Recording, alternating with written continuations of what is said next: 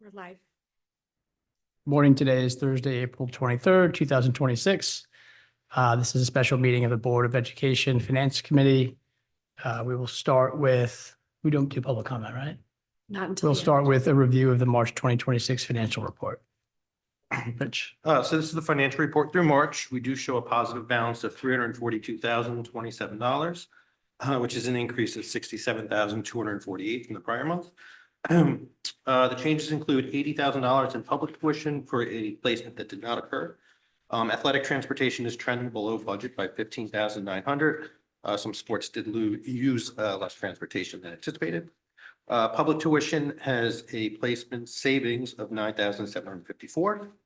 We have some step and level savings in middle school student interest and theater stipends of $6,927. We have some step and level savings at some honor society stipends and student government stipends of $4,666. And then there is a recommendation for a transfer of $50,000 for decodables at the elementary school. Overall, the general education RCs are forecasted at a deficit of $9,685, and the special education RCs are forecasted at a positive $351,711. Just moving through the RCs real quick, as I mentioned, RC 1 and 3 has those step and level savings for some of those various clubs and student interest clubs. In RC 5, 7, 8, 9, and 10, we are forecasting that projected deficit of $10,000 to fund decodables at each of the schools. RC 11, as I mentioned, transportation is forecasted below budget as there were savings in soccer, basketball, volleyball, football, and cheer in terms of transportation. RC 24, as I mentioned, tuition public schools has a positive balance of $89,974. $9,754 came from one placement that was less than anticipated, and then $80,000 from a placement that did not occur. Estimated revenues for the state of Connecticut for excess costs is still at 67.93%. We are waiting for the final installment, which we will receive at the end of May. And those are the changes for the month. Thanks, Rich. Just a couple of quick things. One was on the athletics RC 11, the $16,000 of savings roughly, just on transportation. What drove that? So it was some of the teams didn't make it as far into the playoffs as one would expect. So it's really just usage of buses for the various sports. And then on the RC 24 reimbursement, the 67,993. Is that, we're going to get an update at some point on that with an actual when? I can't remember when that is. So we get the last installment, the very last week of May.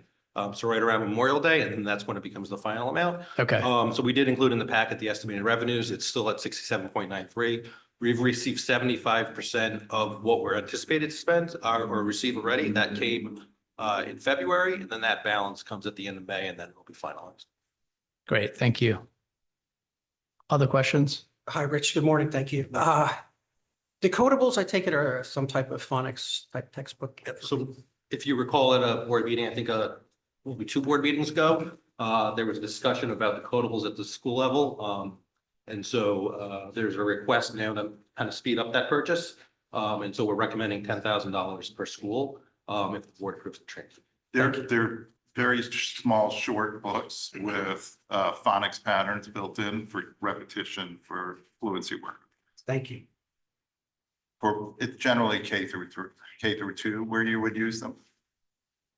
On the topic of decodables, I know that you've been in discussion with the PTOs about maybe them also donating some of the some additional decodable books. And I'm wondering, since we still have, a surplus of $342,027, would the district be better served purchasing all of them? If it's considered curriculum, usually the PTOs give things that are nice to haves, but I would assume that decodables as part of the curriculum are a need to have. Yeah, there's certainly a need to have, and what we need to have, we do. The discussion with the PTOs came as a result of kids not taking them home as frequently as parents would like to see, and frankly, as we would like to see. So it is a little more than need, but we certainly can. I mean, it's not, we can shift it if the board supports that. We could modify the transfer and add the additional funding from there. I mean, that's something I would support. I don't had know. requested, after conversations with CDSP, each PO to consider a $5,000 donation to support the purchase of additional decodables. So it would have been $25,000 more going to the purchase. So there's 50 plus another 25,000. From the PTOs. 25 from the PTOs. Yeah. And we could certainly just do it from, we can modify the transfer, make it 75 instead of 50 and go back to the PTOs and say there's no need for the donation.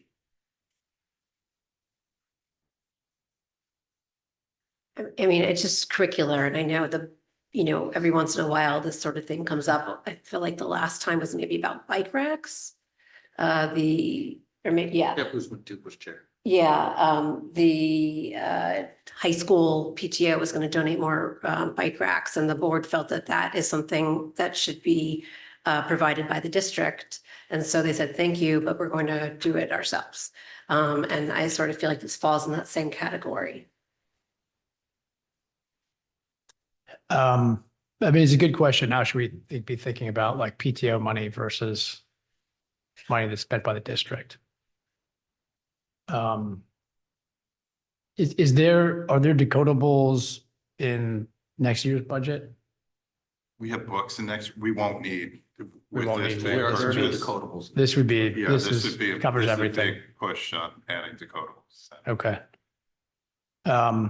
They're paperbacks though. right? Yeah, they're So little they're paper, consumable. so they are essentially consumable and having a good supply because we know that some of them are not going to make it back to school when they Yeah. go back and forth. So I like your idea, Joanna.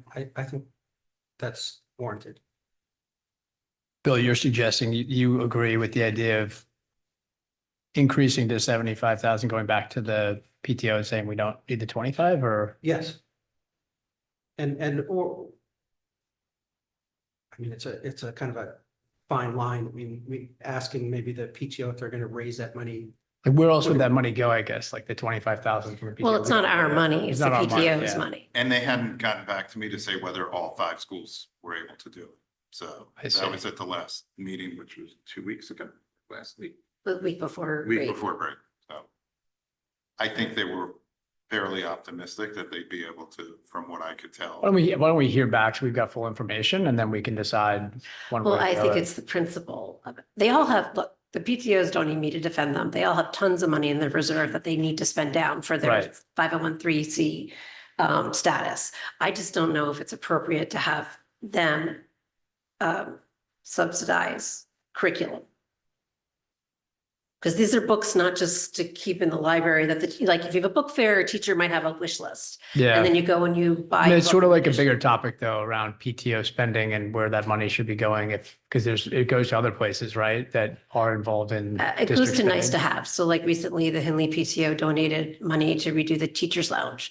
That's not something necessarily that as a board, I think we would count as a priority. And if it was not redone, then nothing bad would happen, right? It's literally a nice to have. That's what the PTO money should be used for. So is there another nice to have that we could, I mean, I would Guide go them back to the towards- principals and have that conversation. okay. So Joanna, would you see the, like, supplementing classroom libraries, like at the book fair that? I mean, that that's is- like one book by one parent. This is asking an organization that has raised money from parents already to take their funds to support our curriculum, which I think in principle is not in the spirit of how things should be done. Mhm. If we feel as a district that these books are necessary, and I Yeah. think we've been told in Yeah. more than one meeting that they are, Yep, then as a district, we should be paying Did for we, them. did we ask the PTOs, did we initiate the ask or the did they come to us? PTOs initiated the discussion. And then I went to them with the ask Okay. after identifying $50,000 on our end as like a cost share thing. So Yeah. that's obviously this is new learning for me. Yeah. Because this is my first instance of this kind of discussion. Yeah. I don't disagree with what you're saying, Joanna. I just like, if we also shouldn't be telling them how they should use their cash. If they're saying, we want to provide additional support for this, why are we saying no? Right, but we could ask them for something else. if Unless there's something That we else. need. Yeah, if there's something I'm else. not need, there's something else. There's we always like. something else. Yes, yes. It's just a matter of, I Right. can have follow up with the Yeah. principals and find out what that something else is. Okay. and come back Like, to you know, the- extra playground equipment, extra recess stuff, Yeah, things there- that won't If there's- affect our children's Not classroom education. instruction. Yes, based, I get yes. the distinction. Like Yeah. base education, I would agree, like we should be providing that, but if there's money that's been offered, like, yeah, maybe there's some way to redirect that towards something else that's a nice to have. That would Yeah, be, I could certainly go back to the principals and then come Okay. back to the POs.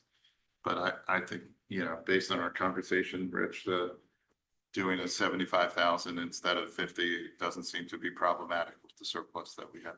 So if there's a consensus of the committee, we would amend the transfer to 75 before Tuesday, when the board actually votes on the transfer.